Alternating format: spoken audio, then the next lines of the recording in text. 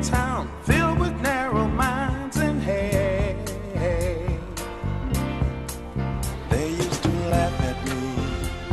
Their children called me names. I would run and hide, feeling so ashamed just for being born. I was just a boy, punished for a crime that was not mine. Life ain't so easy. Hello, hello, hello. And thank you so much for tuning in to A Spoonful of Comfort. I am Claudrine Jackson. I am your host for A Spoonful of Comfort. I am here to remind you and me that we need to comfort each other because in these trying times now, our leaders are no comfort. If we look to our political leaders for comfort, we are very disappointed. So it's time for us to comfort each other. We can give comfort. It's free. It's one of the easiest things to do for those of us who want to give comfort.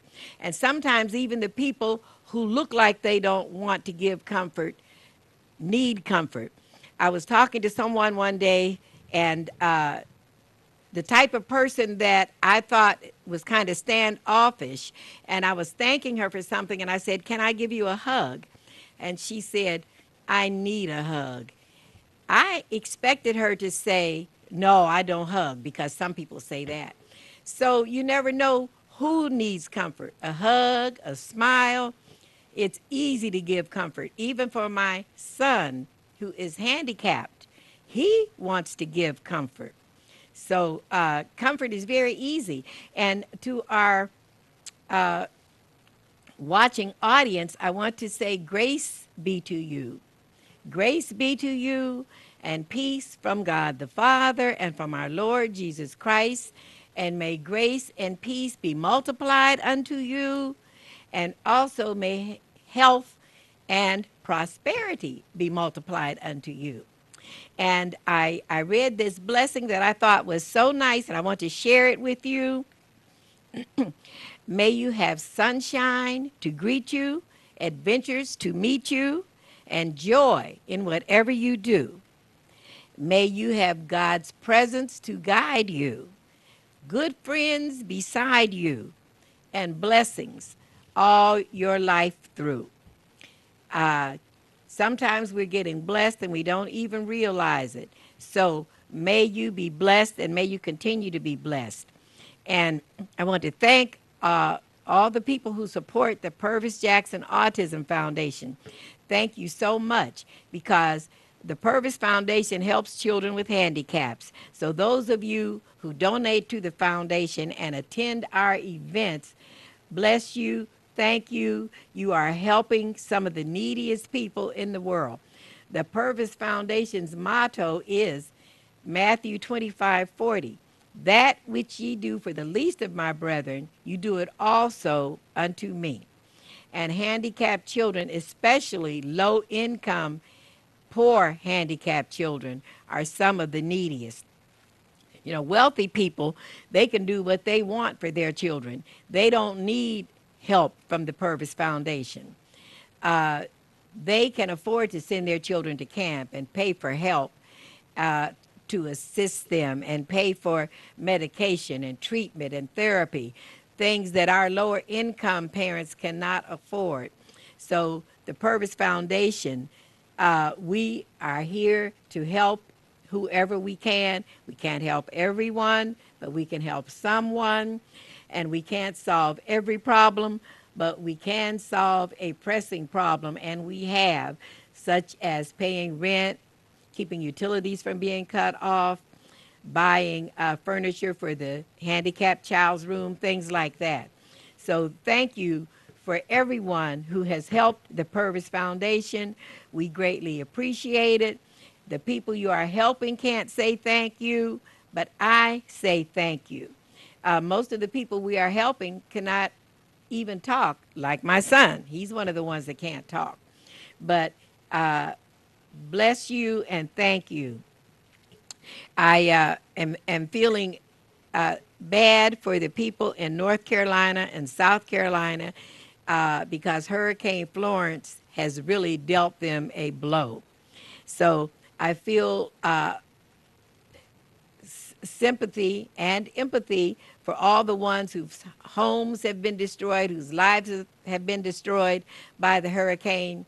But I wanted to mention something to you. Look at all the people that ran to help. There are so many good people in the world. The people that are suffering from the hurricane have help coming from all over the country, people trying to help them. And the helpers are greatly needed. In fact, one of the things that I've discovered since becoming the parent of a child with a handicap is how many helpers there really are in the world, how many people really want to help. Because I had gotten kind of disillusioned with the human race when my son came along. But there are many people that want to help. There are many people that are willing to help and are able to help, and I thank them. I thank you folks that are helping the Purvis Foundation. I thank the people that are helping the folks affected by Hurricane Florence. It's now in Virginia, and my brother, I have family in Virginia, my brother and nieces and nephews. So I haven't talked to them yet to find out how things are going with them. So hopefully they won't be greatly affected by this storm. I wanted to talk to you about getting old because that's what I'm doing. And yesterday I received the results of a study. I've been a part of a study put on by Wayne State University and Detroit Receiving Hospital together, a study about healthy aging in this country. Not only in this country, all over the world.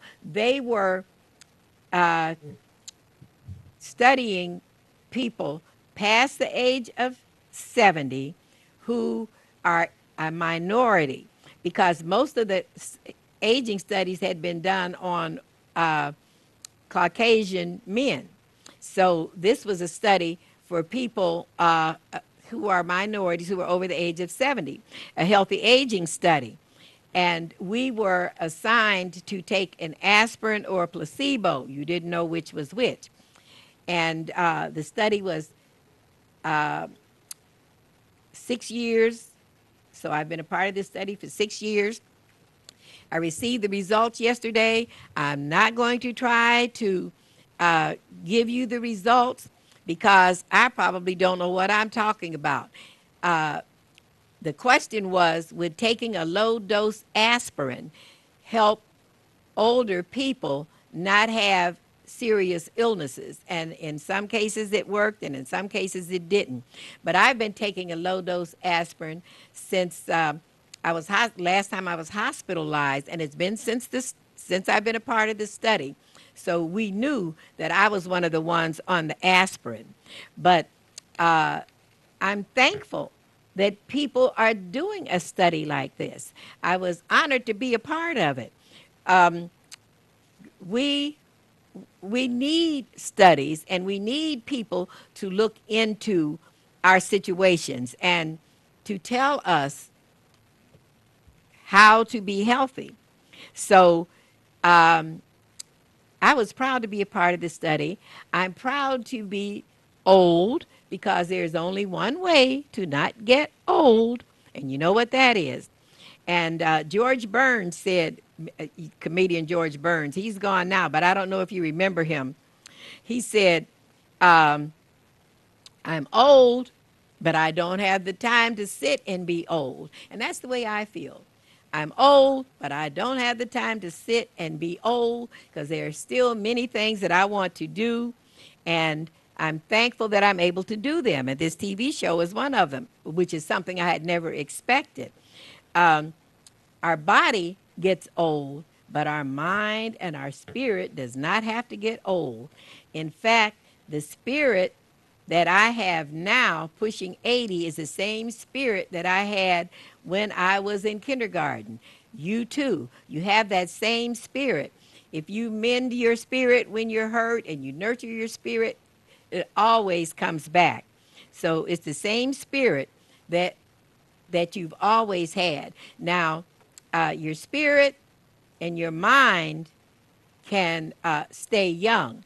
Of course, your body gets old, but one of the things I've discovered since I've been older, and it's a shame that I had to get old to discover this, is to take better care of myself with diet, a better diet, nutrition, exercise, drinking water, the things that the health people have been telling us all along. There's a book by Dr. Christiane Northrup. I'm not sure the name of the book, but her name is Christiane Northrup. And she is past the age of 70 also. And in her book, she talks about us people being a certain age still moving through time and space and gravity. And you know, I have to remind myself of that. I'm good at moving through time and space and gravity till it comes to cooking and house cleaning. So that's something I have to improve. Although we get a certain age, there's always something that we can improve. I can improve in neatness and organization. Not good at that. I'm not saying I'm going to improve in cooking and house cleaning because I feel like I've retired from cooking and house cleaning.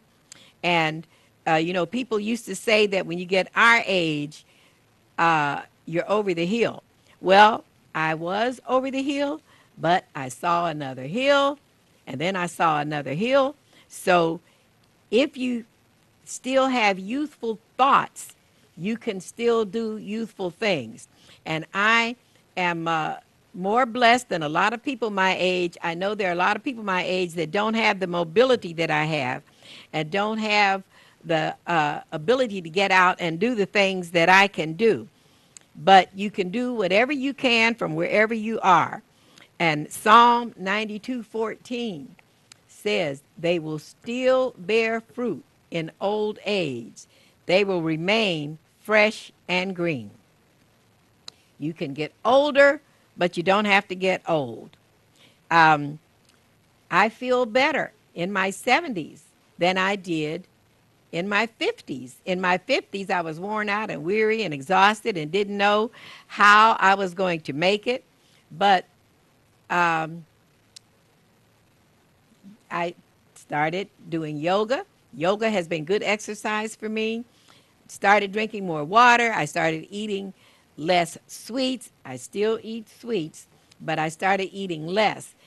So I drink more water. I do yoga, although I haven't been that good at it lately. But whatever you do, if you don't do all of everything, if you just do a little bit of something.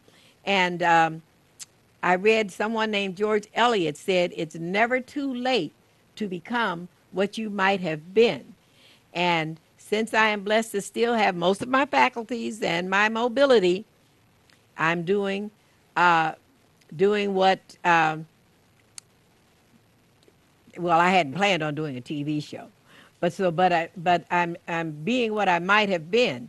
And I'm going to take a short break, but when I come back, I want to read one of the poems from my book, Inspired by Autism.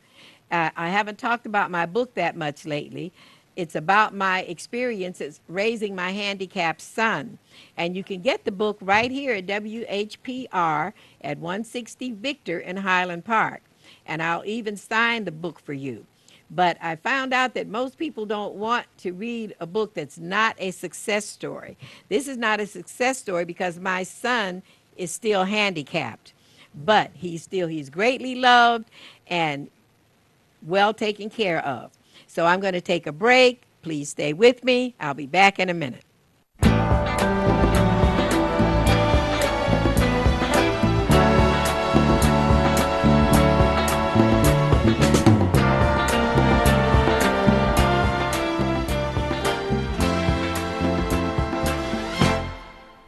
When I was 17, I ran away from home and from everything I had ever known. I was sick and tired, living in a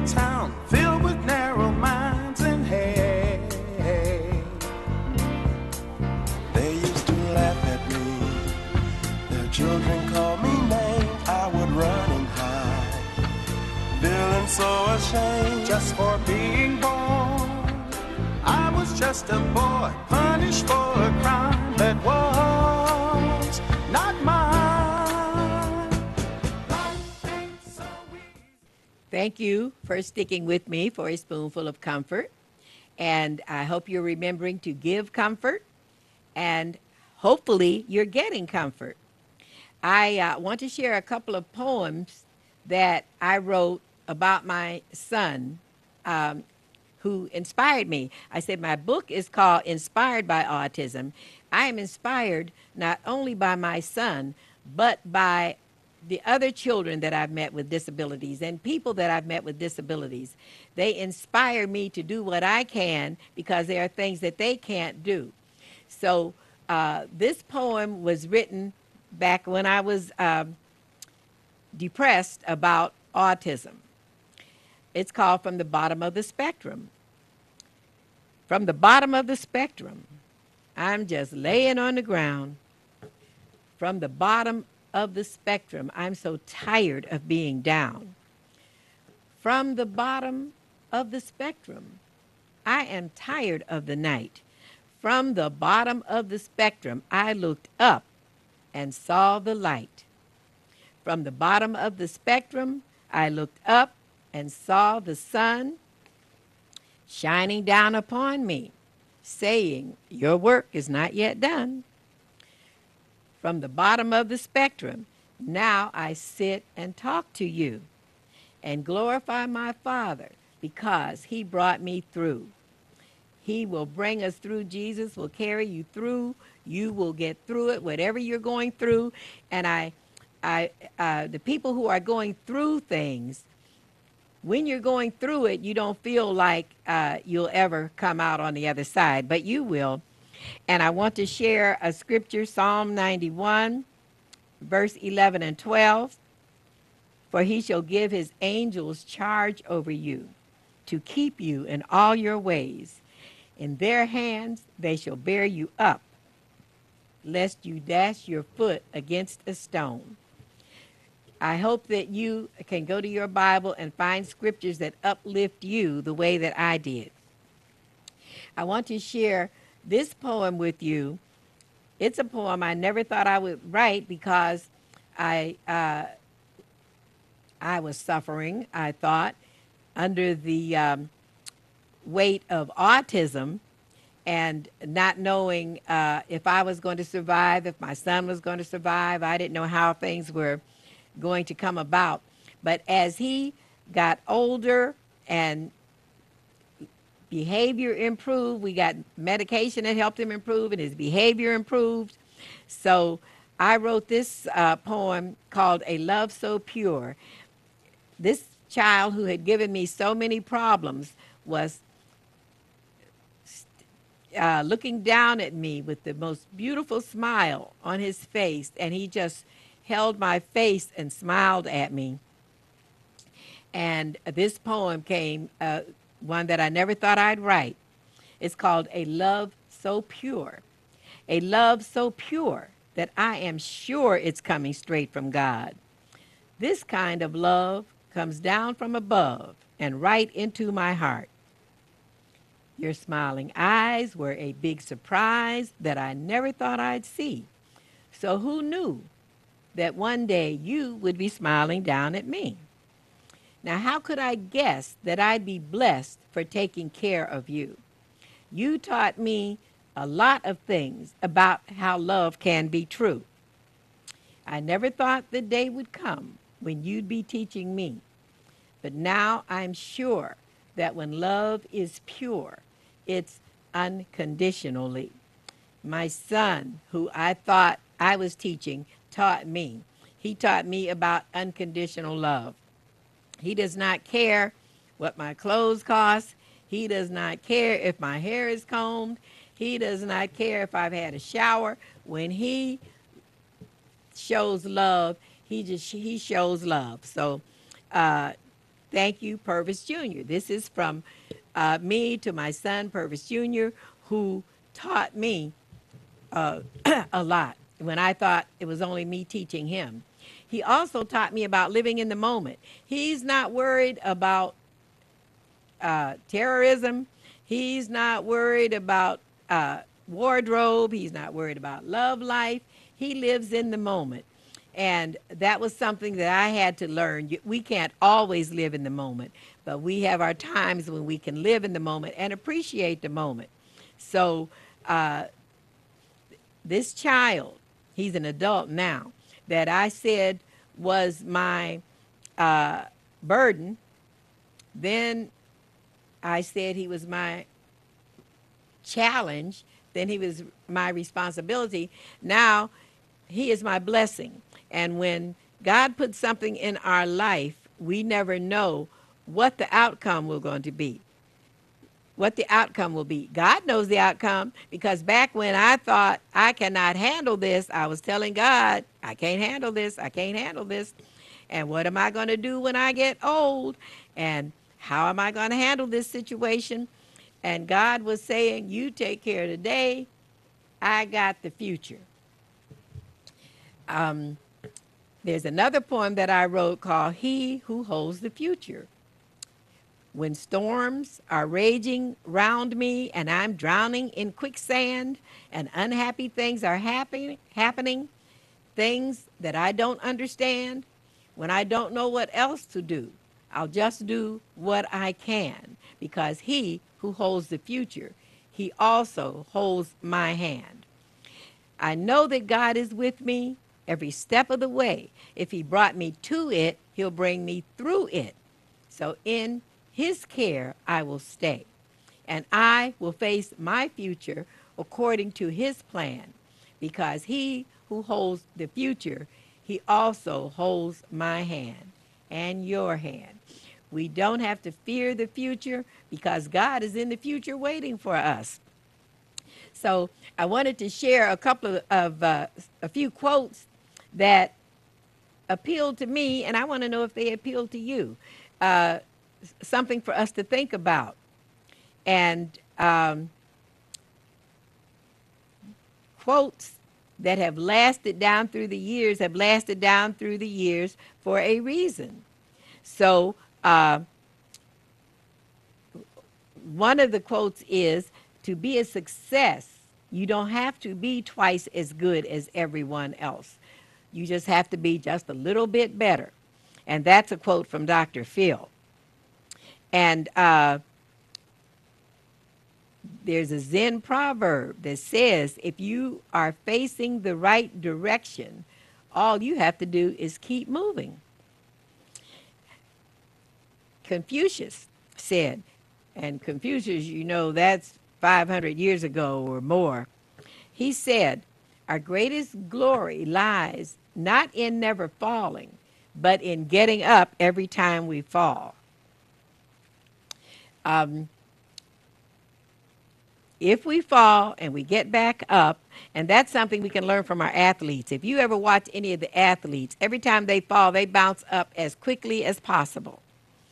Um, a turtle never gets anywhere until he sticks his neck out.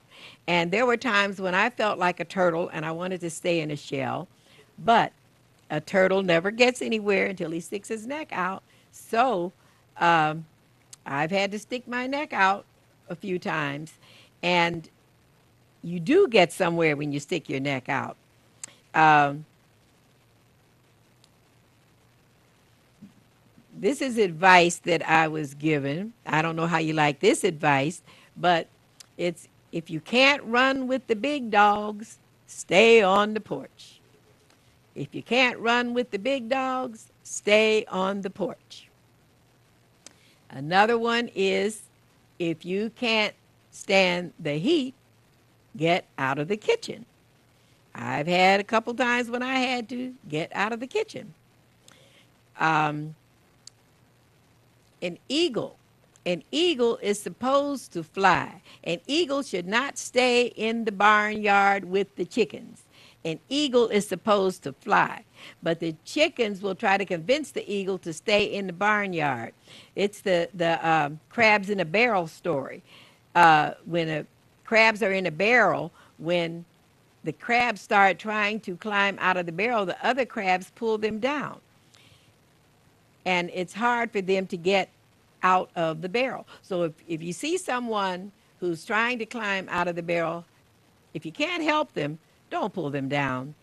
And the best way to find a friend is to be a friend. And sometimes when you need a friend, but you're a friend to someone else, it helps both of you. So um, be a friend. It's a good thing to be a friend.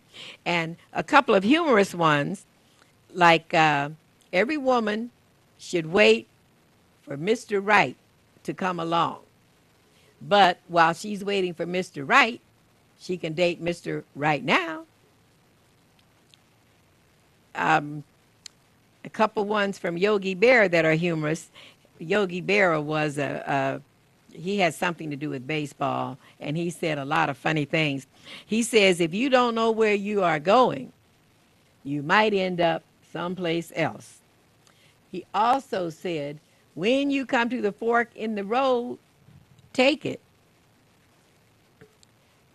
I'm saying you can't choose your circumstances, but you can choose your reaction to your circumstances. If you can't change the facts, you can change your thought about the facts, which is something I've had to do. Had to change my thoughts about the facts. And God might not move the irritation, but he'll help you grow past it. That's how pearls are formed. It's an irritation in the oyster, and the oyster forms the pearl over the irritation. So you might not move the irritation. The irritation might not be moved, but you can grow past it. Also, if you try to please everyone, you might not please anyone, but if you please yourself, you'll know one person is pleased. This is Claudrine Jackson on A Spoonful of Comfort. Tune in next Tuesday at 1:30 right here on WHPR TV 33, 91 on Comcast, and have a good week.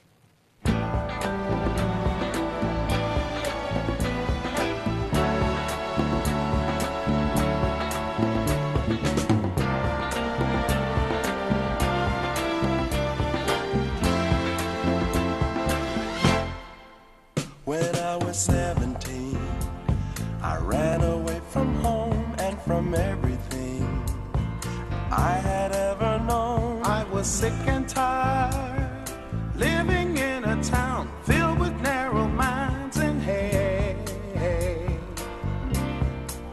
They used to laugh at me, their children called me names. I would run and hide, feeling so ashamed just for being born